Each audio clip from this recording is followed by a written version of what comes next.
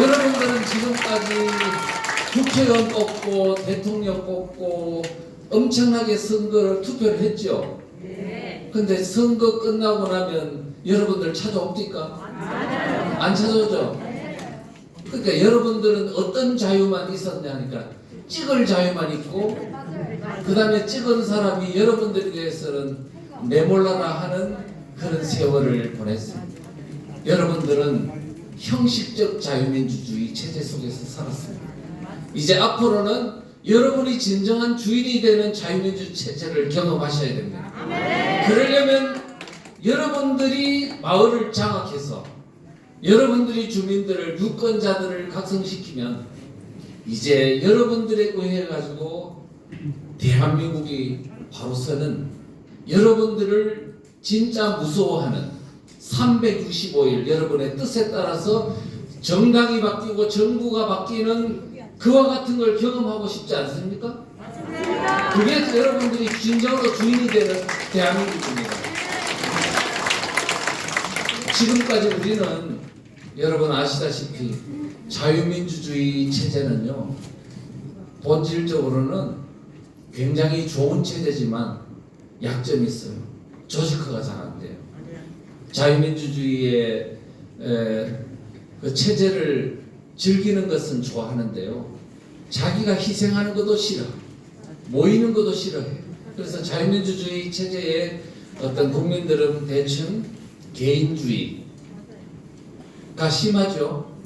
그러다 보니까 모래알이라는 그런 비판을 받습니다. 사실입니다. 좌파들은 얼마나 똘똘 뭉쳐가지고 그렇게 자기들이 소수이지만 자기의 이익을 위해서 투쟁하는데, 우리는 보면 나라가 완전히 망가질 때까지 가만히 있는 거예요. 그러다 보니 우리가 열심히 대한민국을 경제 발전시키고 그 다음에 나라를 건설하는 노력을 해놓으면 얘들이 그걸 쏙 뺏어가지고 자기들이 날름날름 먹어버리고 나라를 개판으로 만드는 걸 여러분 보셨잖아요. 이제 앞으로는 이와 같은 강도에 의하여 우리가 열심히 꿀을 만들어 놓으면 훔쳐먹는 그런 인간들을 몰아내고, 진정으로 우리가 만든 대한민국을, 우리가 누리는 진정한 우리가 주인이 되는 대한민국을 만들어야 되는 겁니다. 여러분이 만약에 아무리 돈을 많이 벌면 뭐합니까? 그냥 문고리 따놓고 이웃집 강도가 들어와서, 도둑들이 들어와서 다 가져가면은 여러분들이 열심히 벌었다고 자랑할 그런 뭐 어떤 그게 있나요? 그것을 다 빼앗기면 결국은 날강도가 좋은 세상을 만들기 위해서 열심히 돈 번 것밖에 안 됩니다. 우리 지금 대한민국 열심히 노력해서 10대 강국이 됐다고 자랑하지 말고, 이렇게 열심히 힘들게 만들어 놓은 대한민국을 강도에게 빼앗기지 않기 위한 우리의 희생과 조직적 노력이 꼭 필요하다는 말씀을 드리겠습니다. 그래서 우리가 자유마을을 만듭니다. 자유마을이라는 이름에 다 나와 있습니다. 자유. 우리가 지금 누리는 자유민주주의 체제를 우리가 스스로 지키는 바로 그 조직을 만들겠다는 거예요. 왜?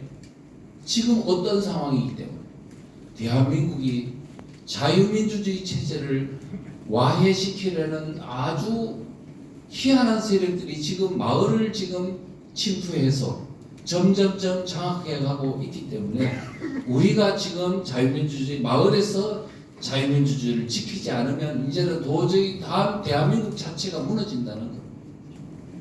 이와 같은 엄중한 위기 상황에 처해 있다는 것을 여러분들이 꼭 기억하시고, 앞으로 우리 마을은 우리가 지킨다는 정신으로 여러분들이 나서야 된다는 말씀을 드립니다.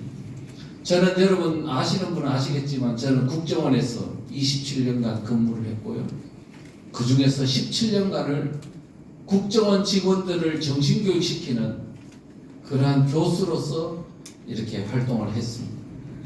그러니까 뭐냐면 지금 다른 사람은 몰라도 저는요, 대한민국이 지금 얼마나 지금 체제 위기가 심각한 상황인지를 잘 알고 있습니다.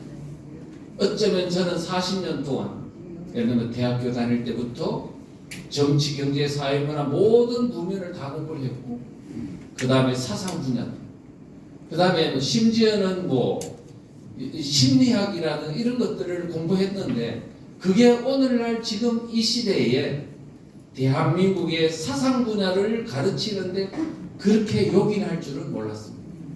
그리고 국정원에 들어와서 대한민국 전반에 흘러가는 상황들을 다 관찰을 했고요. 그 다음에 역사책을 많이 썼고, 또 사상서적을 쓰고, 또 교육생들, 우리 국정원 직원들을 가르치고, 또 군, 경찰, 일반 공무원들도 가르치고 있습니다. 퇴직한 이후에 아스팔트로 나왔습니다. 퇴직하자마자 3개월 만에 박근혜 퇴진 투쟁이 일어날 줄은 꿈에도 생각 못했습니다. 근데 절묘하게 나왔어요. 그 다음에 지금 대한민국 앞에 지금 불어닥치는 강풍, 박근혜 멀쩡한 대통령을 그냥 강제로 끌어내리는 초유의 사태를 또 다 경험했습니다. 광화문 광장에 갔더니 상상할 수 없는 일이 벌어지더라고요. 박근혜 대통령 머리를 잘라가지고 짝대기에 올려놓고 효소하는 그런 어떤 퍼포먼스를 하지 않나. 곳곳에 일어나는 현상들은 이건 도저히 대한민국에서는 일어날 수 없는 광기의 현상을 보게 됐습니다. 거기 안에 들어가서 책자들을 다 수집했습니다. 도대체 이 사람들은 어떤 생각을 갖고 있나? 왜 이런 일을 했나? 이런 것들을 쭉 관찰하면서 오늘날 대한민국이 심각한 체제전쟁이 이제 본격적으로 이제 국민들 눈앞에서 펼쳐지고 있다는 사실을 저는 목도했습니다. 그래서 저는 그걸 가지고 계속 글도 쓰고 강의도 하고 했습니다만은 국민들은 지금 이 사태가 어떤 사태인지를 전혀 잘 모르더라고요. 그래서 제가 이제 지금까지 오면서 참 국민들이 그동안에 얼마나 많이 이 좌파 사상에 물들어서 이렇게 오늘날 대한민국 앞에 펼쳐지고 있는 이 어떤 냉엄한 현실이 체제 위기라는 사실을 모르고 있는데 너무 내가 경험을 했습니다. 그래서 제가 박근혜 대통령 탄핵 직후에 이런저런 강의를 통해서 제가 이런 말을 했습니다. 저는 우리 대한민국이 10대 강국이 올라섰다고 막 그렇게 환상적으로 이야기하지만 그때 저는 이런 말을 했습니다. 지금 대한민국은 성경적으로 따지면 소돔과 고모라보다 더 나쁜 나라다. 왜냐하면 소돔과 고모라는 작은 도읍에 불과했지만 대한민국은 5,200만 명이 넘는 그런 나라이고 10대 경제 대국이라고 하는 선진국에 이른 나라이고 또 교육으로 따지면 전 세계에서 가장 1등가라면 서로할 나라이고 똑똑하기로 IQ로 따지면 전 세계 1, 2등을 다투는 이 대한민국에서 어떻게 하여 이와 같은 일이 벌어지나.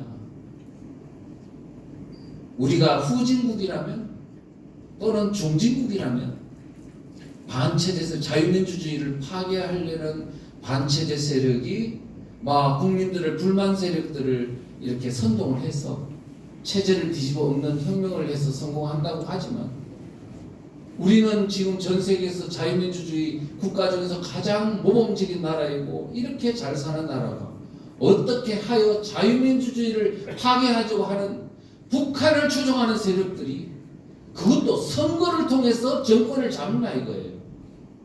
있을 수 있습니까 여러분? 저는 그래서 지금 자유민주주의 역사에서는 이와 같은 일은 대한민국에 이와 같은 일어났던 이상한 일은 전 세계 자유민주주의 역사에서 있지도 않았고 있을 수 없는 일입니다. 우리 지금 대한민국에 일어났던 그 어떤 관계 현상은 그런데 그와 같은 현상이 지금 문재인 5년을 다 거쳤는데도 불구하고 국민들이 지금 대한민국에서 무슨 일이 일어나는지 아직도 모르는 사람이 태반이라는 사실입니다. 저는요 강의를 하면서 그런 말을 했어요. 많은 사람들은 대한민국을 기울어진 운동장이다. 좌파에 기울어진 운동장이다 정도로 이야기를 하죠. 저는 제가 강의하면서 그런 말 했습니다. 지금은 대한민국은 기울어진 운동장이 아니고 뒤집어진 상태. 그거를 한자 용어로 쓰면 전복된 상황이라고 말했습니다.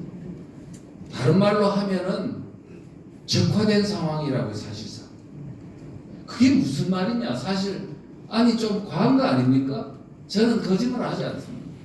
물론 제가 좀 지식이 부족하고 여러 가지 부족한 부분이 있어서 100%다 맞다고는 말할 수 없지만 제가 알고 있는 한은 제가 15년 동안요 하루도 이 사상 분야를 생각하지 않는 날이 없고 하루도 공부하지 않는 날이 없고 생각하지 않는 시간이 없었습니다. 그리고 제가 공산주의를 알고 사회주의를 연구하고 하여 온 과정은 사실은 40년의 역사를 갖고 있습니다. 제가 그동안에 수천 번의 강의를 했고 그 다음에 책을 쓴 것만 해도 20권이 넘습니다. 그런 제가 지금 이 사상 분야를 다를 뭐 그렇다고 해서 다 아는 걸 얇게 알 수밖에 없지만 제가 지금까지 본 판단으로는 대한민국은 사실상 적화되어 있습니다. 왜 그러냐?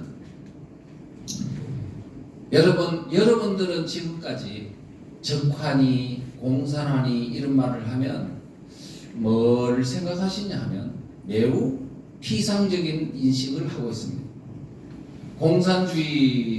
공산화라 하면 뭘 생각하냐면 6.25 전쟁 때 북한군이 남한에 내려왔을 때 사람 죽이고 피 흘리고 그 다음에 이렇게 하는 매우 이런 공산혁명만 생각하는 거예요. 그러다 보니까 합법적인 방법으로 체제를 바꾸는 방법이 있다는 걸 꿈에도 생각을 안 하고 있는 거예요. 여러분들이 혁명이라고 체제를 바꾸는 방법은요 크게 두 가지가 있는데 하나는 혁명을 통해서 체제를 바꾸는 방법, 그걸 추구하는 세력을 혁명적 사회주의라고 합니다. 혁명적 사회주의. 이거를 다른 말로 하면 공산주의라고 합니다. 두 번째는 체제를 바꾸는데 말하자면 자유민주주의 체제, 시장경제 체제를 와해시키고 이제 사회주의 체제로 바꾸는데 혁명의 방법이 아니고 어떤 방법으로? 합법적 방법, 의회적 방법으로 체제를 바꾸는 방법이 있습니다. 그거를 뭐라고 하냐면 민주적 사회주의라 합니다. 민주적 사회주의. 그러니까 국회의원의 다수의 의석을 얻었습니다. 그 사람들에 의하여 헌법을 바꾸거나 또 헌법이 바꾸기 어려울 경우에는 법률을 바꾸거나 또는 행정부에 있는 장관이 만드는 명령을 통하거나 아니면 지방자치단체가 만드는 조례를 바꾸거나 다양한 입법적 방법으로 일반 국민이 볼 때는 매우 합법적이다. 그런 인식을 주는 방법으로 얼마든지 사회주의 체제를 바꾸는 방법이 있는 겁니다. 그래서 그리고 또 하나는 뭐냐면 공산주의라고 하여 또 혁명적 사회주의라고 하여 모든 게 혁명적 방법을 하는 건 아니라는 사실을 또 국민들이 알아야 되는 거예요. 예를 하나 들어볼게요. 북한이 소련군이 45년도 8월 달에 들어왔죠. 그리고 45년도부터 서서히 사회주의 체제를 만드는 시도를 해서 언제 사회주의가 완결되느냐 하면 1950년도 중반경쯤 돼요. 토지 모든 것을 다 국유화시키고 집단 농장 체제로 바꾸고 그 다음에 모든 기업을 다 국유화시켜가지고 완전히 기업이라는 건 존재하지 않는 백지 상태로 만들어 놓는데 얼마 걸리냐? 10년이 걸렸어요. 그 사회주의 체제 완결되기 전에 그 10년의 과정을 과도적 단계라고 하여 이거를 우리는 속 이른바 인민민주주의 체제라고 합니다. 그때 인민민주주의 체제는 자본주의 시장경제 이것이 일부는 존재하는, 그래서 소기업들 아주 영세 자영업자의 경우는 내 자산 안 뺐네? 대기업 뺐네? 또 큰 기업 뺐네? 큰 재산 지주들 땅 뺐네? 근데 내 거는 안 뺐네? 이거는 괜찮은 것 모양이야. 아니라니까요. 이게 점점 큰 것부터 뺏고 하여 나중에 싹 없애는 겁니다. 여러분, 이런 과정을 통해서 하는데 그때 합법적 방법으로 많이 했다고요. 예를 들면은 46년도 2월 달에요. 북조선 임시인민위원회라는 사실상의 정부를 만들었어요. 자, 그때 그 위원장은 누구냐? 김일성이었습니다. 자, 그 김일성이가 사실상 정부를 만든 이유는 이제는 법령을 제정해서 그 법령에 따라서 북한 체제를 완전히 계속 사회주의 체제를 만들기 위해서 만든 겁니다. 말하자면은 남한은 지금 통일하려고 대기하고 있는데 이미 북한에는 먼저 정부를 만들고 이미 남한과 전혀 다른 체제로 만들어 갔던 겁니다. 그때 북조선 임시인민위원회를 만들고 다음 달 2월 달에 만들었거든요. 다음 달에 3월 달에 뭘 했냐? 북한 전역 38 이북에 있는 북한 전역의 모든 토지를 개혁해 버렸습니다. 그런데 그 개혁하는 수단이 뭐였냐 하면 합법적인 법령을 만들어서 했어요. 그래서 토지개혁령이라는 것을 제정했어. 그 법령에 따라서 북한 전역에 있는 토지들을 개혁했는데 25일 만에 완료했습니다. 어떤 내용이냐 하면 무상몰수 무상분배라는 그런 방법으로. 그래서 각 마을마다 농촌위원회라는 걸 만들었는데 거기에는 다 그 마을에 있는 빈곤한 자들이 있죠. 그러니까 머슴 또는 소장농, 그 다음에 이런 어떤 소규모의 토지만 갖고 있는 사람, 말하자면 이 지주들의 땅을 뺏었으면 좋겠다고 생각하는 그런 사람들, 불만 세력들을 거기에 농촌위에다가 딱 포진해 놓고 그 사람들을 앞장서여 가지고 대지주들 땅을 뺏는 겁니다. 강제로 뺏어놓고 48시간 안에 모든 마을에서 다 쫓아내는 거예요. 그렇게 하여 전국 북한 전역에 있는 토지를 다 무상 몰수했습니다. 자, 그러면요, 이것 또한 합법적으로 한 거잖아요. 자, 그 다음에 7월 달에는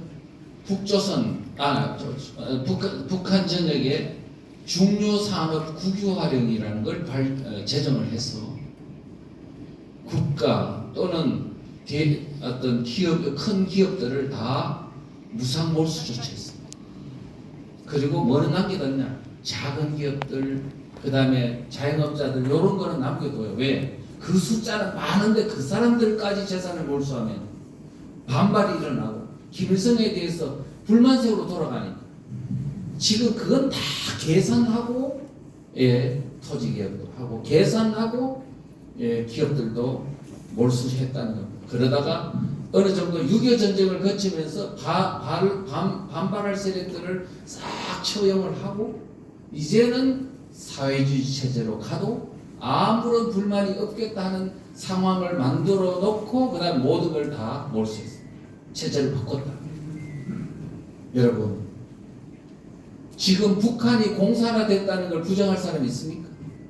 그런데 지금 북한은 그런 체제를 바꾸는 과정에 어떻게 했습니까?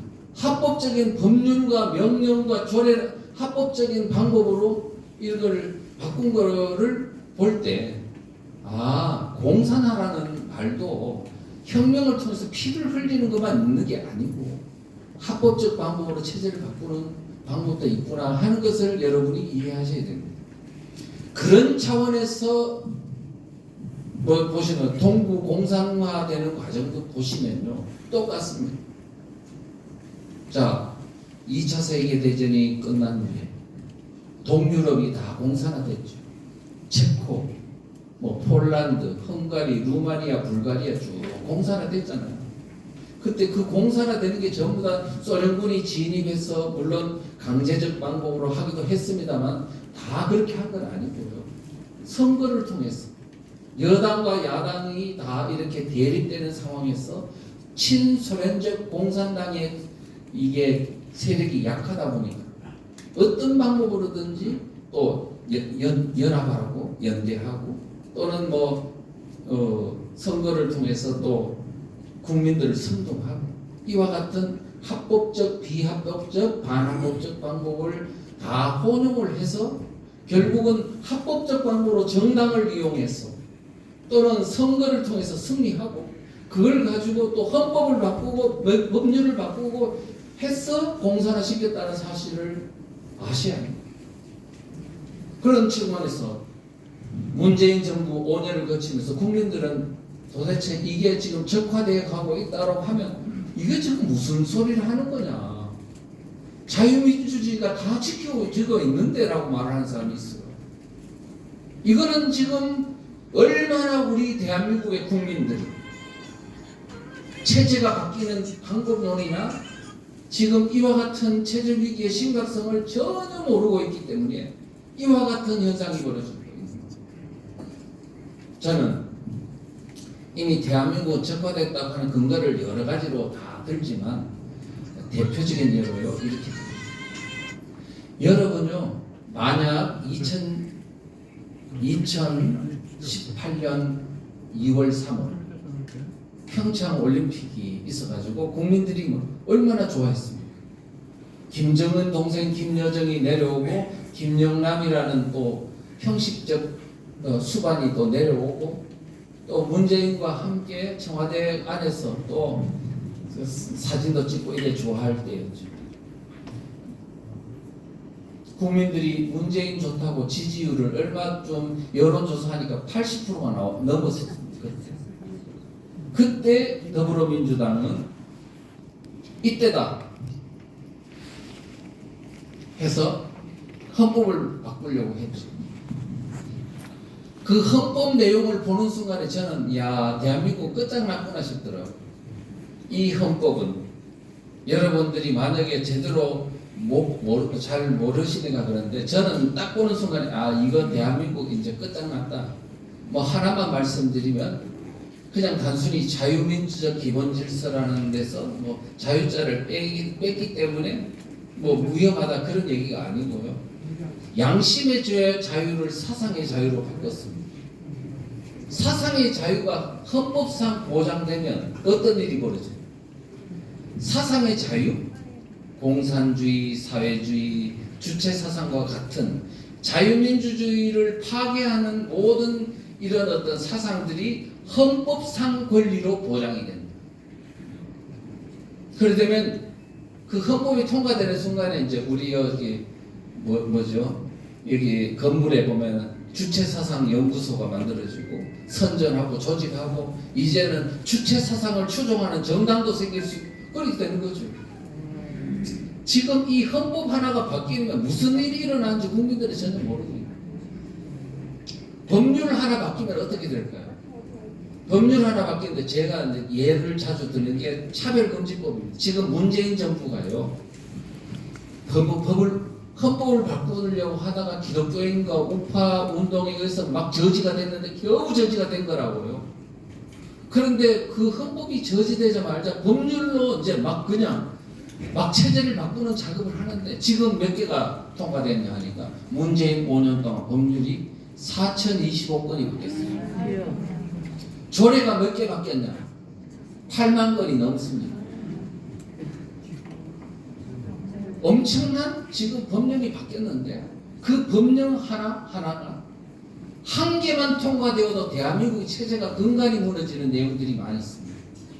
그 중에 하나가 지금 제가 책을 썼던 주민자치기본법. 이 하나 통과됐다면 사실상 지난해 윤석열 대통령을 당선시키는 대통령 선거는 없다고 보면 됩니다. 왜 그러냐 하면 이 법이 통과됐다면 대한민국의 하부 그때 당시에는 3,491개였는데 지금은 3,506개로 늘어났습니다만 거기에 침투돼 가지고 오랫동안 확산돼 있던 좌파 세력이 주민들을 다 장악하고 그 다음에 통치권과 정보력과 그 다음에 예산 돈까지 다 장악하고 주민들을 돈 풀고 경제적으로 또 이렇게 우분화시키고 그 다음에 정보를 가지고 억압을 하고 이와 같은 방법으로 통해서 주민들을 다 우분화해서 바로 선거 때마다 승리하는 영구 집권 체제를 구축하려고 했던 것이 바로 주민자치구역입니다. 이거는 어디서 나온 거냐면 저 베네수엘라 아시죠? 소규모 장량 1위였던 베네수엘라가 차베스가 98년도 정권을 잡은 후에 내가 영구 집권 체제로 만들 수 있는 묘한 방법이 없냐? 개발한 게 바로 주민자치입니다. 그 좌파 마을에 있는 차베스를 추종하는 사람들로 하여금 마을에 주민들을 통치할 수 있는 권한과 돈을 부여하고 그 사람들로 하여금 주민들을 옥죄는 겁니다. 나라는 완전히 망조가 들었어요. 20년 만에 석유 매장량 최고의 1위였던 베네수엘라가 20년 만에 나라가 망조가 들었는데 어느 정도로 망조가 들었냐? 2018년도 그러니까 딱 20년 만에 인플레이션율이 6만 %. 그러니까 뭐냐면 이제 모든 경제고 기업이 모두 다 무너지는 상태. 그런데도 왜 차베스와 마두로에게 계속 주민들은 표를 던지냐? 이미 마을에서 좌파들한테 완전히 목이 딱 목 떨미고 잡힌 겁니다. 만약에 이 사람들한테 잘못 보이면 그 나라 살 수 생명줄이 왔다 갔다 합니다. 북한에 있는 주민들이 왜 김정은한테 저렇게 목 잡혔나? 생명줄이 잡혀있기 때문에. 우리가 지금 왜 이렇게 자유롭냐? 내가 스스로 독립할 수 있는 경제력이 보장됐기 때문에 자유로운 겁니다. 이제 문재인 정부가 노렸던 건 그거예요. 첫째, 일단 무조건 기업이나 뭐나 여러분이 지금 자영업이라든가 이런 걸 다 지금 파괴하는 거예요. 파괴, 빈곤화 시켜놓고 그 다음에 그 마을에 있는 좌파들이 잘 안 들렸어요? 아, 죄송합니다. 나는 크게 하는 줄 생각하고 있었는데 잘 들려요 이제는? 네. 물 한 모금 마시고 하겠습니다.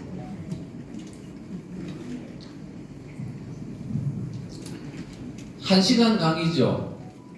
네, 한 시간 지금 몇 분 지났습니까? 한 30분 지났으면 20분 지났나요? 예, 25분. 예, 알겠습니다. 뭐라겠습니다. 그렇게 하여 문재인 정부는 지금 대한민국에 있는 기업과 그 다음에 국민들이 살아갈 수 있는 경제적 토대를 허무는 작업 많이 했습니다. 그런 후에 이제 주민자치회 좌파들이 교육 공동체라고 그냥 마을 교육 공동체라고 교육 주권을 장악하고 또는 경제 공동체를 장악하고 자치경찰제라고 해서 좌파들이 지금 치안 권력을 장악하고 이 모든 것들을 다 설계를 해놓고 추진했던 게 바로 문재인 정부. 그러고요. 그 다음에 제가 아까 주민자치회 차별금지법 이야기하다 말았는데요. 자, 주민자치기본법 하나만 해도요. 이 한 개만 통과됐다 하더라도 대한민국이 체제가 온전히 남아 있을 수 없습니다. 한 개만 통과됐더라도. 그 다음에 또 하나 여러분들 아시는 기독교회 교회 다니시는 분들은 차별금지법이라는 거 아시죠? 이 법이 만약에 지금 아직 통과가 안 됐습니다만 통과됐다면 어떤 일이 벌어져요?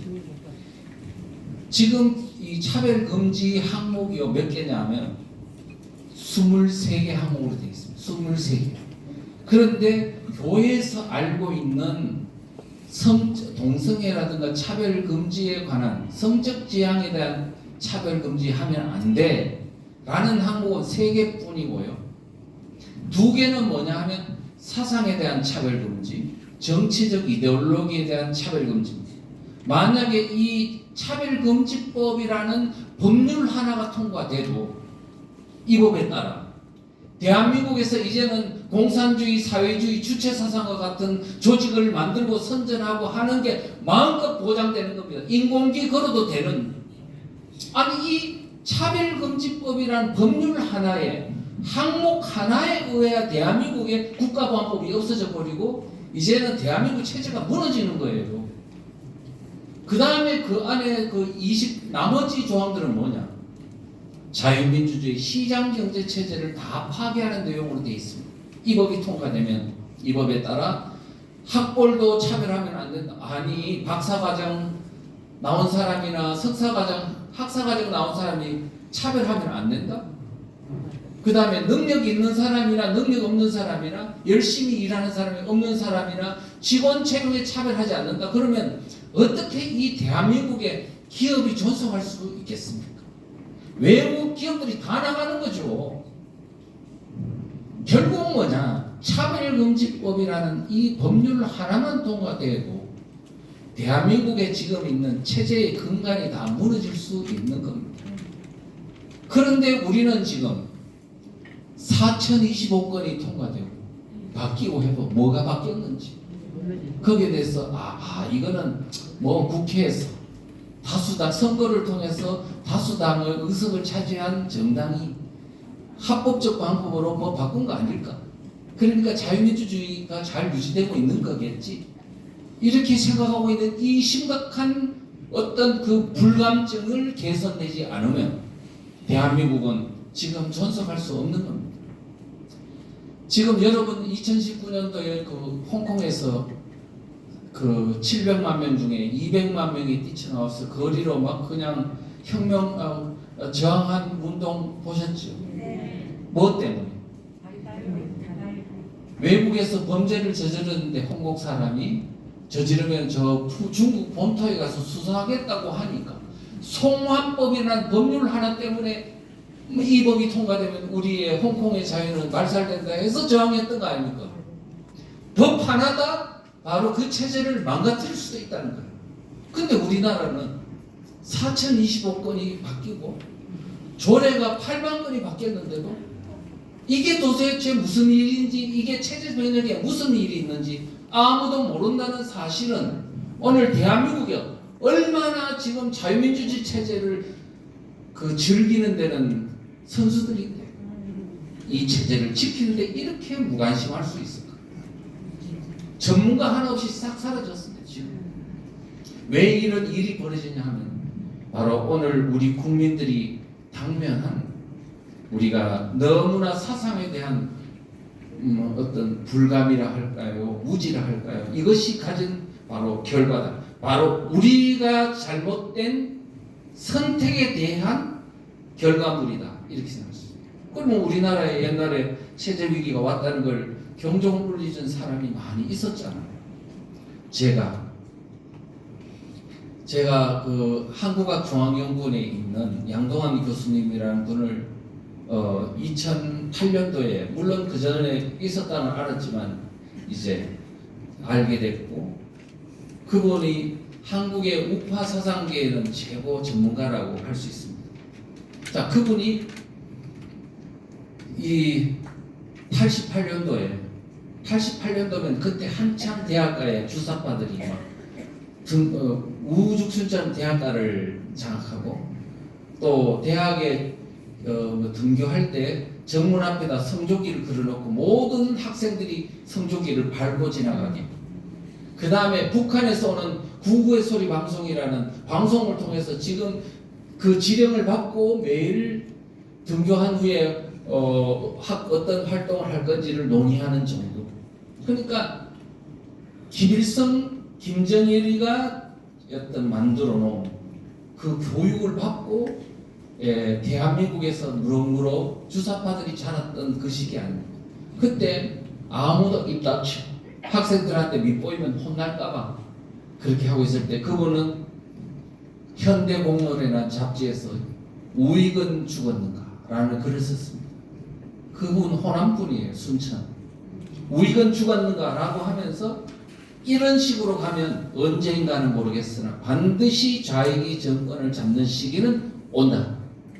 10년 후가 될지 아니면 한 세대 후가 될지 모르지만 반드시 온다면서 캄보디아의 무익들이 우물쭈물하다 좌익한테 정권을 빼앗기고 결국은 백골이 그러니까 얼마나 많이 죽었으면 700만 명 중에서 200만 명, 300만 명이 학살당했으니까 그 꼴 안 당하려면 우리는 빨리 민간 우익이 나서야 된다고 말했습니다만은 그 말이 무슨 말인지는 몰랐죠. 이렇게 이제 왜냐하면 아니 옛날에 안기부도 있고 그 다음에 군도 있고 경찰도 있고 다 있는데 우리가 어떻게 지금 장사하던 사람이 나서 나라를 지키라니 무슨 소리냐 몰랐죠. 우리나라는 그런 경종을 울려줬는데도 무시하고 그 사람들을 오히려 뭐라 했냐 극우 세력이라고 몰았어. 90년 전후에 소련이 무너졌습니다. 무너진 이후에 어떻게 됐냐니까 국민들의 안보관은 더욱 완전히 포기해버렸습니다. 그때 공산주의는 위험하다, 반공해야 된다라고 하면 아, 저 사람이 진짜 확실히 또래이네, 색깔론자네, 극우 세력이네. 왜? 아니 소련도 무너지고 동국 공산권이 다 무너지고 중국하고 지금 수교하고 이와 같은 상황이 됐는데 이미 자유민주주의는 공산주의와의 전쟁에서 완전히 승리하고 이제는 체제 전쟁이 끝났는데 이 사람이 지금 색깔론을 가지고 다시 이야기하네? 이렇게 얘기하겠습니다. 그런데 어떻습니까? 공산주의 사상, 사회주의 사상, 북한의 주체 사상이 사라졌다고요? 전혀 사라지지 않고 오히려 더 교묘한 방법으로 네오막시즘이니 또는 무슨 변종 공산주의로 다 변종을 하고 주체 사상은 오히려 더 우리 민족끼리 평화, 민주, 진보 수다 없는 포장을 가지고 그들의 사상적 실체를 감추면서 대한민국 국민 속에 싹 들어가니까 싹 끝나버려요. 여러분 보십시오. 지금 더불어민주당이 지금 이재명이 만약 당선됐으면 어떤 일이 벌어졌을까요? 저는요, 제가 이번 대선 전에 김철원 교수라고 아시죠? 네, 장신대 교수, 서울대에서 이렇게 아주 공산주의 운동을 열심히 했던 분, 그분하고 통화를 했습니다. 교수님, 이번에 만약 이재명이 되면 어떤 일이 벌어질까요? 제 생각에는 한 3년 안에는 사회주의 체제로 확립되어 가고 아마 5년 안에는 북한의 연방제 통일이 되지 않겠습니까? 저는 그렇게 생각합니다. 그러더라고요. 그래서 아주 그분은 굉장히 냉정하고 사상의 실체를 알고 있는 분이기 때문에 정확히 결국 우리가 지향하는 바는 바로 북한 체제로 흡수 통일이 될 수밖에 없다. 근데 저는 어떤 생각이냐면 제가 이 바닥에서 계속 관찰을 하고 그냥 정말 책만 본 게 아니고요. 바닥에서 계속 지금 대한민국의 상황이 어떻게 돌아가는지를 목도하고 관찰하고 이렇게 했던 사람이기 때문에 책으로 공부한 사람이 아닙니다. 저는. 그 어떤 관점에서 볼 때 대한민국 거기다가 뭐냐면 김철원 교수님은 지금 우리나라의 우파들이 어느 정도로 무너져 있는지는 모르고 약간 아시지만 그래도 저보다는 좀 덜 할지 몰라요. 저는 계속 우파 조직 속에 들어가서 활동을 하면서 관찰했기 때문에 대한민국 이제는 어디에도 이 체제를 지킬 수 있는 어떤 중심 세력은 없다라고 나는 단정했기 때문에. 그래서 이재명이 당선됐다면 저는 어떻게 생각하냐면 김국성 선생이라고 아시죠? 그분도 1년 안에는 연방제 통일이 될 거라고 그러더라고요. 그런데 저도 거기에 동의합니다.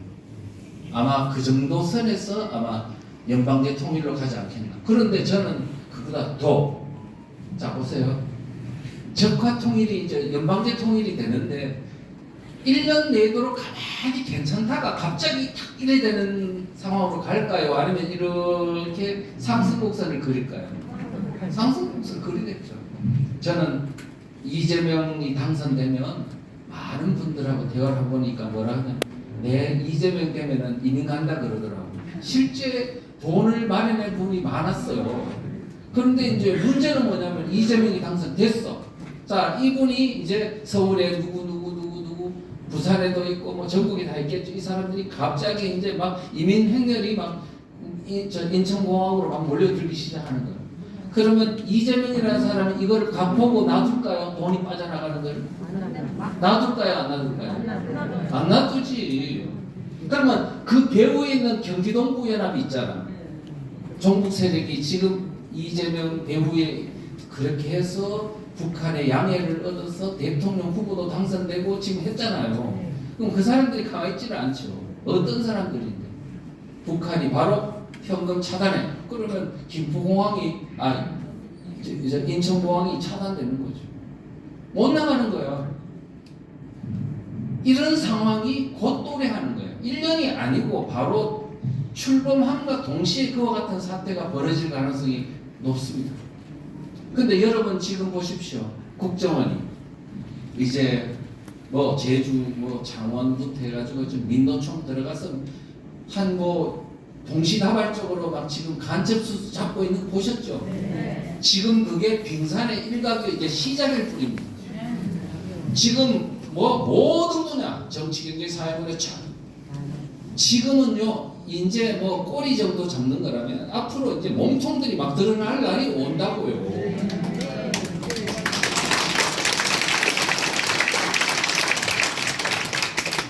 그런데 지금 이와 같은 일이 만약에 이재명 정권이 그냥 만약 당선됐더라면 이게 드러날까요? 안 드러날까요? 안 드러나지. 그리고 그 다음에 우리는 지금 그때부터 이제 숨어야 되는 상황이 됐다. 그런데 그때 김포공항이 딱 영종도공항이 차단되면 어떤 일이 벌어지냐?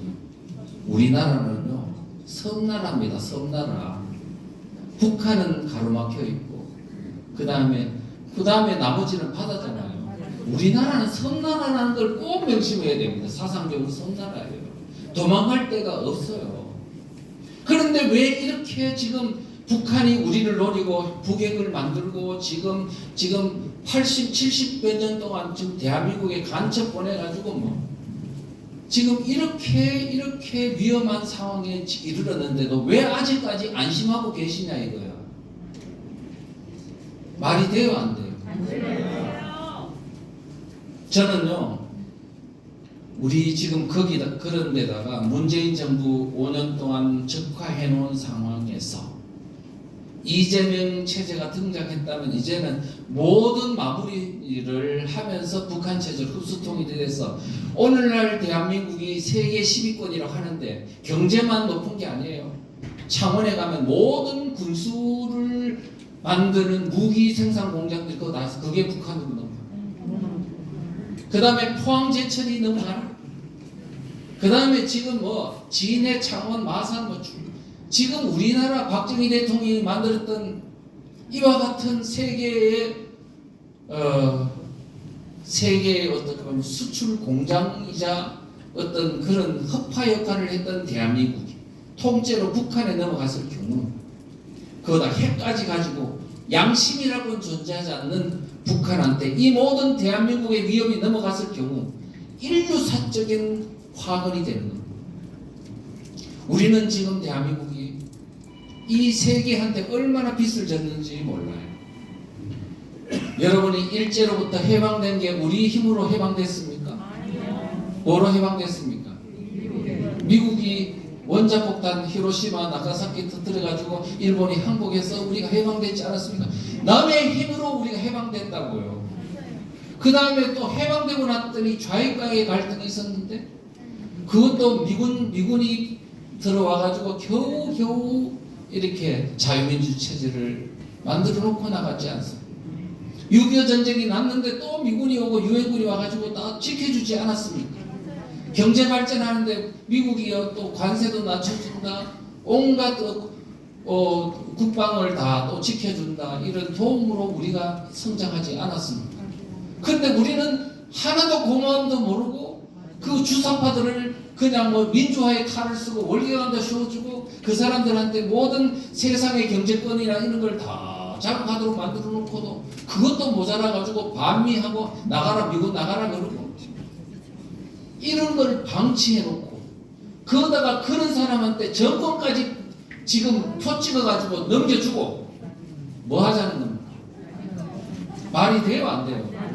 도대체 여러분들은 자식 교육을 어떻게 시킨 거예요? 지금요, 지금 이와 같은 모든 일에 많은 사람들은 주사파들이 나쁘네, 또 정치권에 국민의힘당이 정신력이 없어서 그러네 하지만 사실상 그와 같은 정치권을 만든 게 누구냐면 바로 여러분들이자 우리라니까요. 투표를 그리 했잖아요. 그러면 결국은 원인은 뭐냐? 우리 국민들 속에 있는 사상적 몰이해, 사상적 부족함이 오늘 이 결과를 낳은 원인입니다. 남 탓 절대로 하지 마십시오. 지금 우리 탓입니다. 여러분 가만히 보십시오. 우리 국민 속에 어떤 의식이 나면 공산주의에 대해서요 굉장히 낭만적 의식이 있습니다. 젊어서 한때는 공산주의 좌파가 아닌 사람은 가슴이 없고, 젊은 사람이 공산주의를 이렇게 받아들이는 거는 가슴이 있는 사람인가요? 그 다음에 늙어서 나이 들었어도 거기서 이렇게 탈출하지 못하고 좌파인 사람은 머리가 없는 사람이다. 그러면 머리가 있는 사람은 좌파였다고 얼마든지 이렇게 전향할 수 있다는 얘기인데 그게 가능한 얘기인가요? 사상은 그게 불가능. 독극물이 들어가면, 중금속이 들어가면 다시는 빠져나오지 않습니다. 특별한 충격적인 어떤 요법과 어떤 그런 어떤 세계관이 바뀌는 큰 어떤 변혁의 과정이 없으면 말이에요. 우리 국민들은 지금 사상에 대한 너무나 낭만적인 생각이 우리 오늘날 이 지경을 만든 원인이라는 걸 반드시 아셔야 합니다. 그래서 지금 자유마을은 바로 사상운동입니다. 사상운동입니다. 지금 여러분들이 그동안에 국정원에다가 옛날에 안기부 이렇게 있었죠. 국정원에다가 군에다가 경찰에다가 검찰에다가 다 메꿔놓고 내는 골프 치러 가고 즐기고 해외여행 가고 자식 공부시키고 룰루랄라 그러면서 또 이제 신랑이 또 직장 간 사이에는 또 다방에 앉아가 막 수다 좀 떨고, 그 다음에 이와 같은 낭만주의 세월을 너무 보내다 보니까 자식은 누구한테 전교조 선생한테 영원히 탈취당하는 것도 모른 채 학교 갈 때 그럽니다. 나는 오늘 어디에 친구들하고 모여가 놀러 가니까 학교에 가 선생님 말 잘 들어 알았지? 선생님 말 잘 들으라고 했는데 그 선생이 전교조야. 지금 이와 같은 우리 국민들의 사상적 몰이해가 오늘 이 지경을 만든 거라고요. 회개하십니까? 네. 감사합니다. 그래서 저는 희망이 있다고 생각합니다. 여러분들이 옛날에 제가요 구글이죠. 구글에 이메일 명칭에 제가 요나라고 써놨어요. 왜 그랬냐? 저는 내가 퇴직한 후에는요 진짜 우리 국민들 꼬라지도 보기 싫더라고요. 이런 사람들한테 이야기할 필요가 뭐 있나 생각했어요. 왜? 이렇도록 위기를 이야기해도 깨우치지 못하는 사람한테는 방법 없다. 그냥 느끼는 방법밖에 없다고 생각했어요. 그랬는데 지금 오늘 여러분들이 이렇게 회개하고 뉘우치고 하는 걸 보니까 마치 니느웨이 와가지고 이렇게 깨어나라 했더니 막 붉은 벼옷을 입고 회개운동이 일어나는 걸 보고 이제 하나님이 멸망하신 거 하지 않으신 것처럼 오늘 대한민국은 바로 여러분들에 의해 가지고 다시 새롭게 다시 일어날 수 있다는 희망이 보입니다.